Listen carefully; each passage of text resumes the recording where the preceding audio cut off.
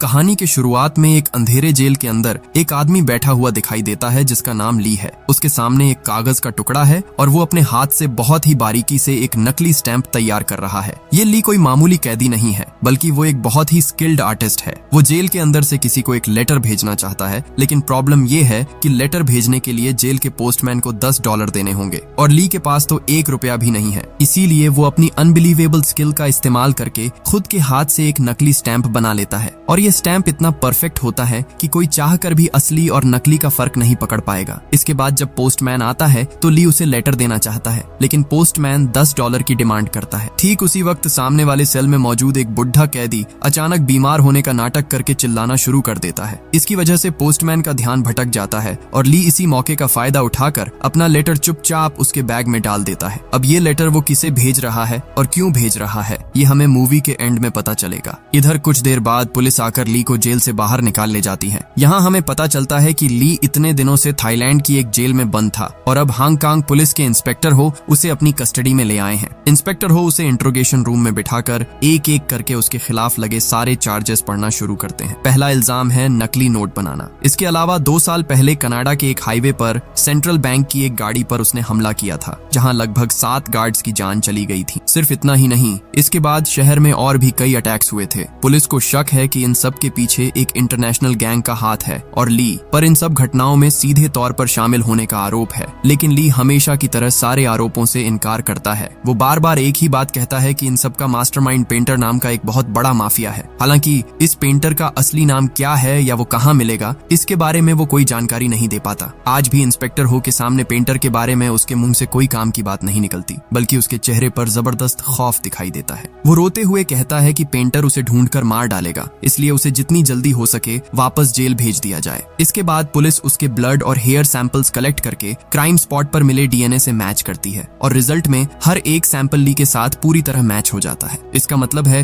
कि उसका जुर्म अब दिन के उजाले की तरह साफ हो चुका है। पुलिस दोबारा उसे सच कबूल करने के लिए प्रेशर डालती रहती है, लेकिन हर बार की तरह इस बार भी ली सब कुछ मानने से इनकार कर देता है। ठीक इसी वक्त पुलिस स्टेशन के बाहर युवान नाम की एक लड़की इंतजार कर रही थी। वह अपने लॉयर को लेकर आई है ताकि ली की बेल करवाई जा सके, लेकिन पुलिस उसे साफ मना कर देती है कि ली कई बड़े केसेस का बहुत ही इंपॉर्टेंट गवाह है, इसलिए उसकी बेल किसी भी हाल में मुमकिन नहीं होगी। हालांकि पुलिस एक शर्त रखती है, अगर ली पेंटर की असली पहचान बता देता है तभी उसकी जमानत के बारे में सोचा जाएगा। तब युवान खुद ली के पास जाकर उसे सब कुछ सच सच बताने की रिक्वेस्ट करती है और ली उसी पल अपना मुंह खोलता है और पास्ट की उन घटनाओं को बताना शुरू करता है। अब सीन कट होकर कई साल पहले के वक्त में चला जाता है। यहाँ हम ली और युवान को पहली बार देखते हैं। वे दोनों आर्टिस्ट थे और दोनों ही बहुत शानदार पेंटिंग्स बनाते थे। आर्ट के जरिए वे धीरे धीरे एक दूसरे के करीब आ जाते हैं और उनके बीच प्यार हो जाता है। लेकिन उन दोनों में एक बहुत बड़ा फर्क था। युवान एक क्रिएटिव आर्टिस्ट थी जो अपने यूनिक स्टाइल में ओरिजिनल पेंटिंग्स बनाती थी, जबकि ली कोई ओरिजिनल काम नहीं करता था। वह बस मशहूर आर्टिस्ट्स की पेंटिंग्स को हूबहू कॉपी कर लेता था। उसकी कॉपी करने की काबिलियत सच में अनबिलीवेबल थी, लेकिन दिक्कत ये थी कि इन डुप्लीकेट पेंटिंग्स में किसी का कोई इंटरेस्ट नहीं था। अब यही कॉपी करने की ताकत आगे चलकर उसे एक खतरनाक रास्ते पर ले जाएगी। एक दिन लुक नाम का एक आर्ट गैलरी मालिक उनकी पेंटिंग्स देखने आता है। वह युवान का काम देखकर इम्प्रेस हो जाता है और सारी पेंटिंग्स खरीदना चाहता है, लेकिन उसे ली की पेंटिंग्स बिल्कुल पसंद नहीं आती क्योंकि वे दूसरों के काम की कॉपी थी। लुक उन्हें अपनी एग्जीबिशन में रखने से मना कर देता है। तब युवान जोर देकर कहती है कि या तो उसे सारी पेंटिंग्स एक साथ खरीदनी होंगी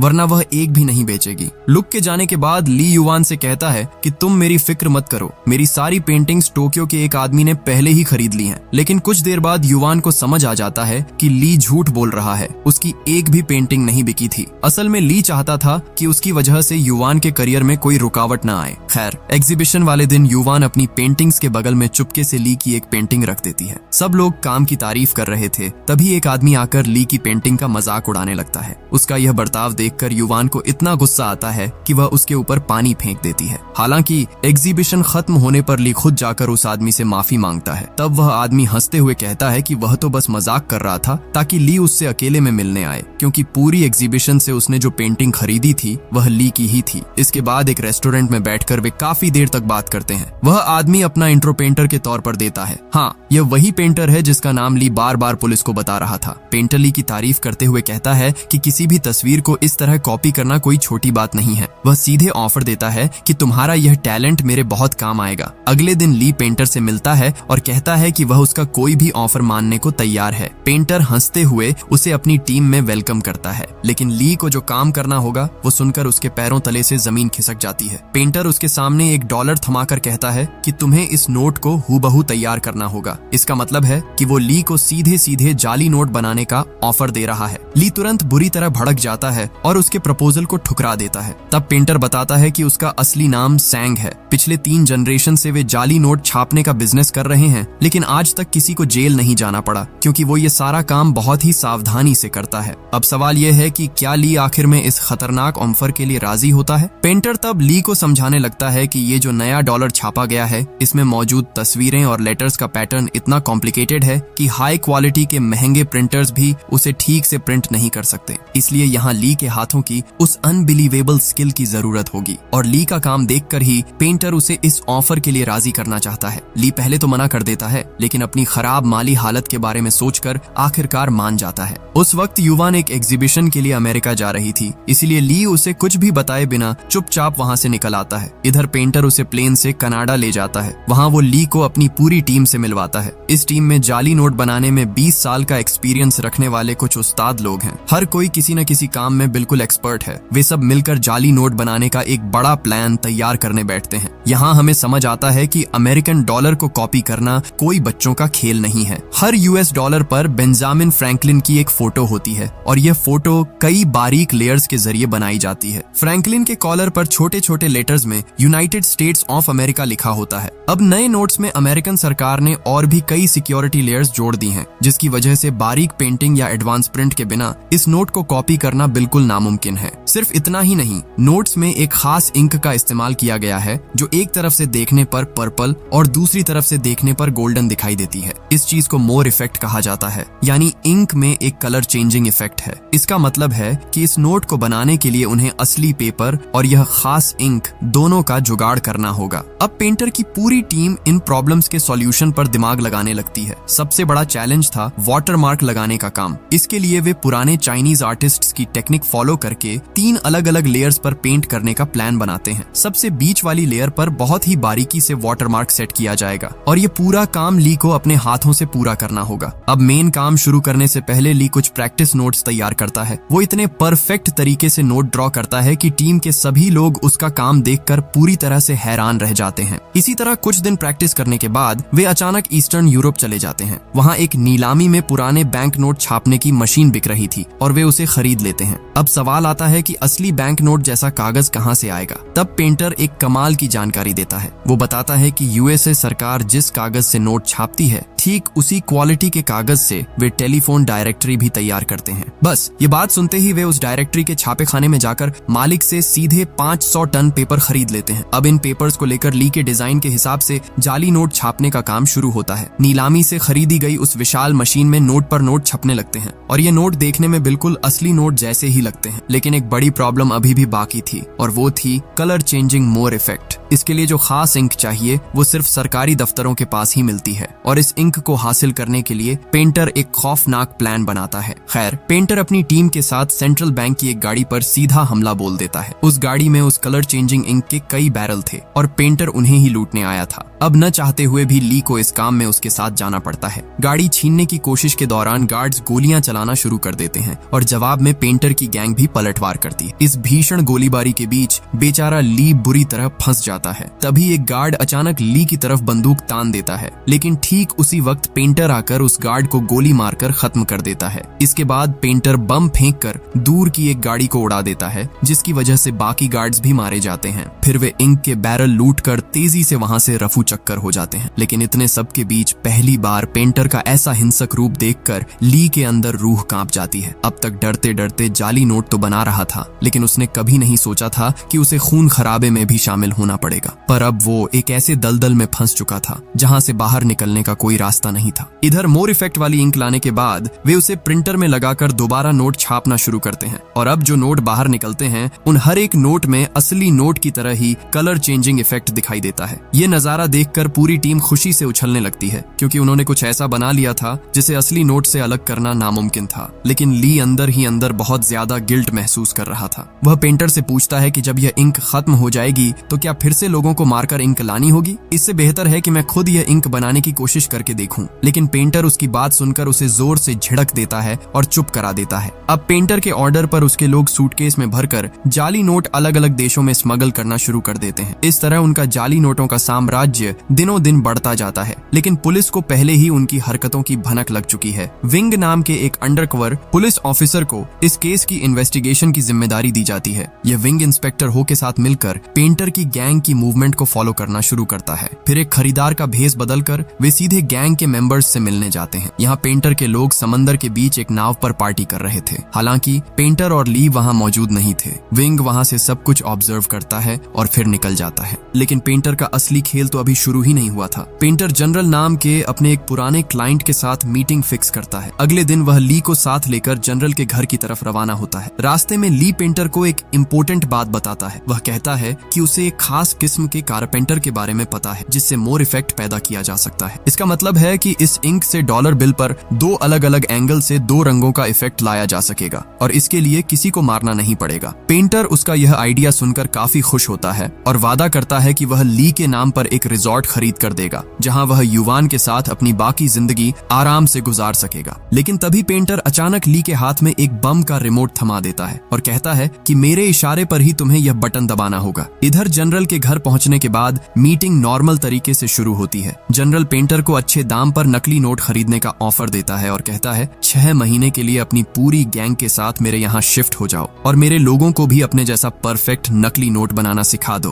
फिर जनरल हंसते हुए कहता है अगर तुम्हारे पिता जिंदा होते तो वे इस डील के लिए तुरंत मान जाते। यह बात सुनते ही पेंटर के चेहरे के हाव भाव भयानक तरीके से बदल जाते हैं। वह धीरे से कुर्सी से उठकर जनरल के पास जाता है और उसके कान में फुसफुसाते हुए कहता है 7 साल पहले तुमने ही मेरे पिता का खून किया था। यह सुनकर जनरल समझ जाता है कि पेंटर यहाँ बिजनेस करने नहीं बल्कि बदला लेने आया है। पेंटर अपनी शर्ट खोलकर दिखाता है कि उसकी पूरी बॉडी पर बम बंधे हुए हैं। फिर वह चिल्लाकर ली को रिमोट का बटन दबाने के लिए कहता है, लेकिन डर के मारे थर थर कांप रहा ली अपना हाथ तक नहीं हिला पा रहा है। पेंटर के और भी जोर से डांटने पर ली के हाथ से रिमोट जमीन पर गिर जाता है और गिरते ही उसका स्विच दब जाता है। लेकिन धमाका पेंटर की बॉडी पर बंधे बमों से नहीं होता, क्योंकि वे तो नकली थे। असल में ब्लास्ट बाहर पार्क की हुई पेंटर की गाड़ी में होता है। मतलब क्या ही बोलूं, यह आदमी अपनी गाड़ी में पूरा का पूरा बम लेकर घूम रहा था। धमाके के जोरदार झटके से जनरल के कई लोग वहीं ढेर हो जाते हैं। बाकी लोग दौड़ कर आते हैं और पेंटर पर गोलियां चलाने लगते हैं, लेकिन पेंटर दोनों हाथों में 2 पिस्टल लेकर ऐसे स्टाइल में गोलियां चलाता है कि एक के बाद एक लोग जमीन पर गिरने लगते हैं। लेकिन यह तो बस शुरुआत थी, क्योंकि जनरल भी कोई कच्चा खिलाड़ी नहीं था, पर पेंटर ने इसके लिए पहले से इंतजाम कर रखा था। उसका एक साथी दूर जंगल से लगातार रॉकेट लॉन्चर दागना शुरू कर देता है। रॉकेट लॉन्चर के हमलों से वहां सब कुछ उड़ जाता है और पूरा इलाका आग की लपटों में घिर जाता है। चारों तरफ धुएं और बर्बादी के बीच पेंटर 2 राइफलें लेकर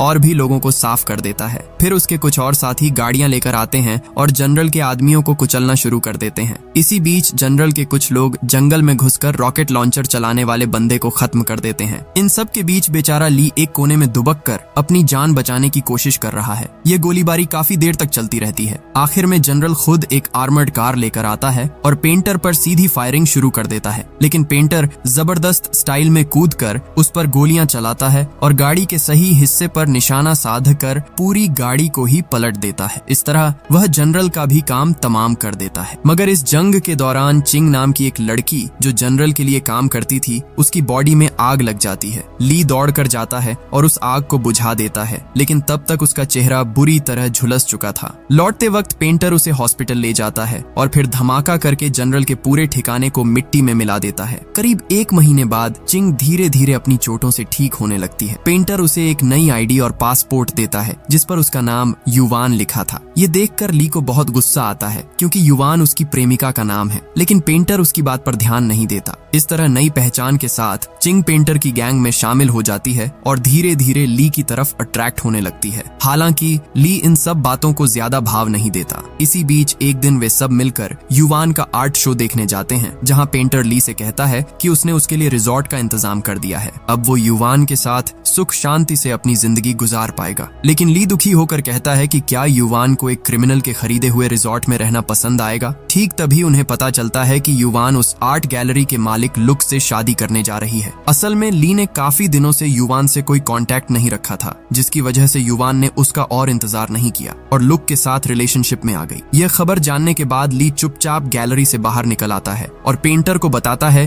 कि वह और चिंग अब यह गैंग छोड़ना चाहते हैं। पेंटर बुरी तरह भड़क कर उसे गालियां देता है और कहता है कि इंक बनाने का काम खत्म करके ही वह यहाँ से जा सकता है। इधर वह अंडरकवर ऑफिसर विंग अब भेस बदलकर सीधे पेंटर से मिलना चाहता है, लेकिन पेंटर के मन में पहले से ही शक था। वह छानबीन करके पता लगाता है कि अंकल यान नाम के उसके एक गैंग मेंबर ने एक घड़ी खरीदी है और उसे खरीदने के लिए उसने उनके अपने बनाए हुए जाली नोटों का इस्तेमाल किया है, जबकि पेंटर की गैंग का सख्त रूल है कि कोई भी खुद के जाली नोटों से कुछ भी नहीं खरीदेगा। इसका मतलब था कि यान ने रूल्स तोड़े हैं और उसकी इसी गलती की वजह से पुलिस को उनकी हरकतों का पता चल गया है। इसी वजह से पेंटर यान को सजा देना चाहता है। यान उसके सामने गिरकर गिड़गिड़ाने लगता है और अपनी पत्नी और बेटी की जान की भीख मांगता है, क्योंकि पेंटर का एक और खौफनाक नियम है, अगर कोई गलती करता है तो उसके परिवार को भी खत्म कर दिया जाता है। लेकिन पेंटर यान की रोने धोने वाली बातों पर ध्यान नहीं देता और ठंडे दिमाग से सीधे उसे गोली मार देता है। यह बेरहम कत्ल देखकर ली खुद पर काबू नहीं रख पाता।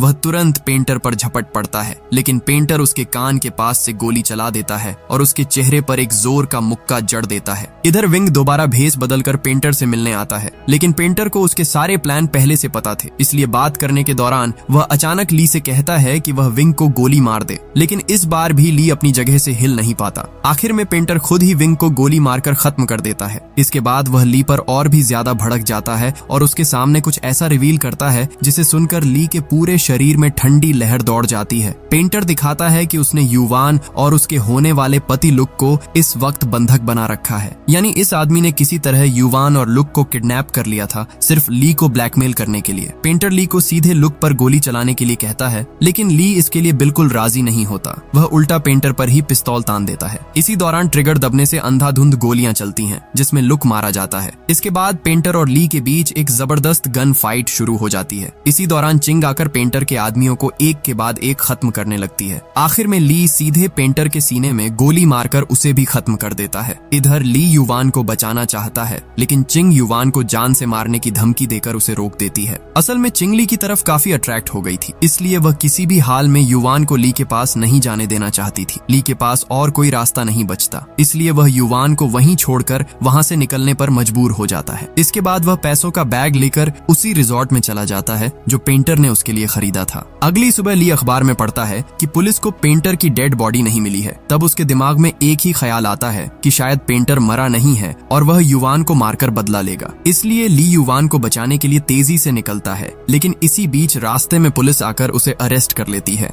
यानी इसके बाद जो हुआ वह हमने मूवी की शुरुआत में देखा था। पुलिस ली के सामने शर्त रखती है कि अगर वह पेंटर के बारे में सारी जानकारी देगा तभी उसे जमानत मिलेगी, और जिस युवान को ली छोड़कर आया था वही युवान उसे बचाने आई है, क्योंकि ली ने जेल से लेटर लिखकर उससे माफी मांगी थी। याद है मूवी की शुरुआत में नकली स्टैंप लगाकर लेटर भेजने वाली बात? वह लेटर असल में इसी युवान को भेजा गया था। इधर युवान की सलाह पर ली पेंटर के बारे में शुरू से लेकर अंत तक सब कुछ पुलिस को सच सच बता देता है। पुलिस उसे पेंटर का एक स्केच बनाने के लिए कहती है, जिसके बाद उसकी जमानत हो जाती है और पुलिस उसे एक होटल में ले जाकर छोड़ देती है। वहाँ ली युवान से माफी मांगता है और उनके बीच एक रोमांटिक पल बीतता है। ठीक उसी वक्त इंस्पेक्टर हो को पुलिस की वर्दी पहने एक आदमी दिखाई देता है, जिसका चेहरा ली के बनाए हुए पेंटर के स्केच से हूबहू मिलता है। और मजेदार बात यह थी कि वह आदमी पुलिस की वर्दी पहनकर खुद पुलिस स्टेशन के अंदर जा रहा था, इसीलिए वो अपनी टीम के साथ मिलकर उसे तुरंत अरेस्ट कर लेता है। सबको लगता है कि देश का मोस्ट वांटेड क्रिमिनल आखिर पकड़ा गया, लेकिन वह आदमी हैरान होकर चिल्लाता है, मैं क्रिमिनल कब से हो गया? मैं तो एक मामूली पुलिस कांस्टेबल हूँ।